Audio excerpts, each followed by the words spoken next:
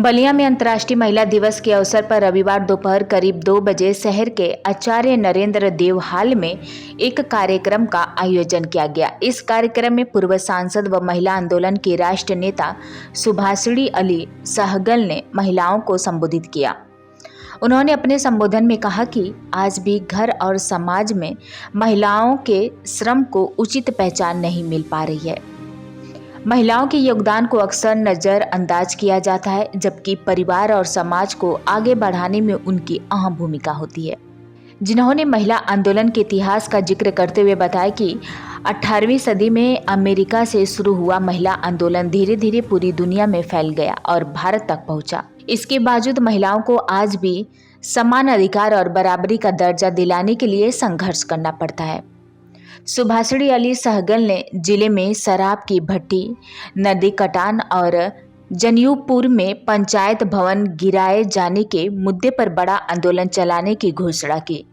कार्यक्रम में प्रेमनाथ राय, अनीता देवी और शशि सिंह सहित कई लोगों ने अपने विचार व्यक्त किए। कार्यक्रम की अध्यक्षता अनीता देवी ने किया, जबकि संचालन नीलम तिवारी ने किया। बलिया से धनजी की रिपोर्ट।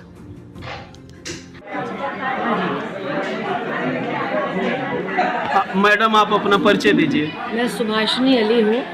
मैं अखिल भारतीय जनवादी महिला समिति की राष्ट्रीय उपाध्यक्ष हूँ और CPIM में भी हूँ।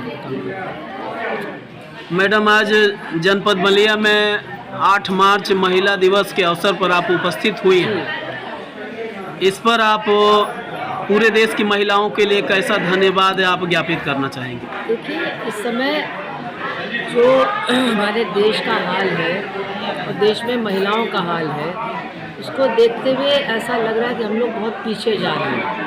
आगे जाने के बजाय हम लोग पीछे जा रहे हैं हर स्तर पे। हमको तो बड़ी शर्म आती है कि आज दुनिया में इतना बड़ा एक युद्ध चल रहा है। एक ऐसे देश है जिन्होंने एक स्कूल पर बम चला के 150 बच्चों को एक साथ मार डाला, लेकिन हम लोगों की हिम्मत नहीं है, हमारी सरकार की हिम्मत नहीं है कि हम इसकी निंदा करें, उन लोगों की निंदा करें, सच्चाई के साथ खड़े हों। ये बहुत हमारे लिए दुख की बात है। और देश के अंदर अगर हम देखें तो पिछले 9-10 सालों में हमारे देश में गरीबों, दलितों, महिलाओं की हालत बहुत पीछे चली गई है, बहुत बिगड़ी है। और इसका प्रमाण हमको इससे मिलता है कि हमारे देश की जो सरकार है वो इस संविधान को नहीं मानती है, इस संविधान को आगे नहीं बढ़ाना चाहती है। उल्टा वो संविधान को समाप्त करके मनुस्मृति को लाना चाहती है। और मनुस्मृति का मतलब है असमानता, घोर असमानता। महिलाओं के तो कोई अधिकार है ही नहीं मनुस्मृति में। तो जब इस सरकार की ये सोच है, जब सरकार ऐसा करना चाहती है, तो निश्चित है कि गरीबों का, महिलाओं का, पिछड़ों का, दलितों का हाल दिन पर दिन खराब ही होगा। उत्तर प्रदेश के अंदर पूरे देश में जितनी बलात्कार की घटनाएं होती हैं, जितनी हिंसा होती है, जितनी महिलाएं मारी जाती हैं, हमारा उत्तर प्रदेश इस सब में नंबर 1 पर है, नंबर 1 पर है। और बातें यहाँ पर बहुत बड़ी बड़ी होती हैं। सबसे ज़्यादा गरीबी हमारे उत्तर प्रदेश के अंदर है। सबसे ज़्यादा जो शिक्षा का अभाव है वो हमारे उत्तर प्रदेश में है।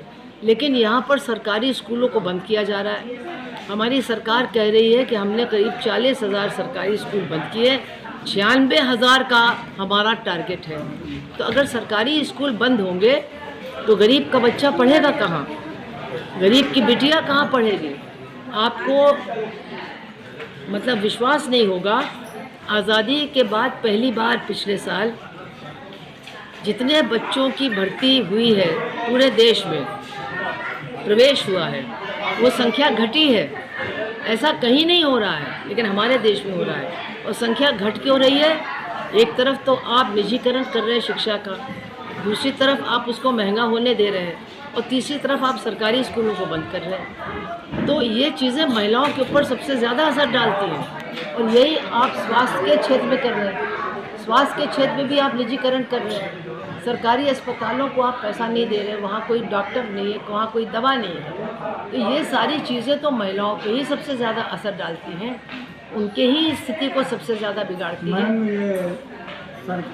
सरकार का जो नारी सशक्तिकरण है इसको आप देखिए वो कितना तो आप देंगे? सरकार से पूछिए ना, हम आपको बता रहे हैं कि सरकार कर क्या रही है। नहीं, जो सरकार से पूछना है आपको वो आप सरकार से पूछिए।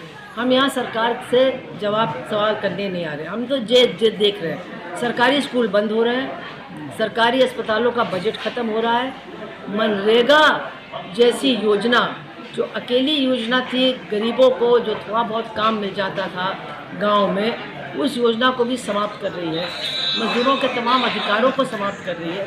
तो ये तो लोगों की हालत और बिगाड़ने का काम कर रही है सर। तो मैडम ये जो आप